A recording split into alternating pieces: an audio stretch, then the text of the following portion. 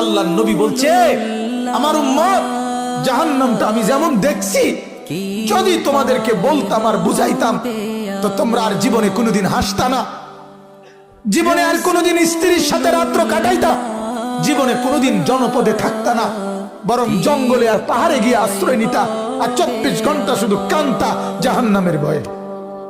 আমি যেটা দেখছি, নবীজি বলছে, লাউ তা'লামুনা মা আ'লামু লা দাহিকতুম কালিলা ওয়া লা বাকাইতুম কাসীরা। আজ আপনারা, আল্লাহর নবী এটা পর্যন্ত হাদিসে বলছে, হাদিসের মধ্যে মিশকাতে এই কথা আছে, কোন মানুষের লাশ যখন লাশের খাটিয়ায় করে নাফরমান ওই লোকের লাশ যখন কবরস্থানের দিকে নিয়ে যায়, আল্লাহর নবী বলছে এই পরিমাণ চিৎকার করে ওই নাফরমান, যদি কেউ পৃথিবীর কোন মানুষ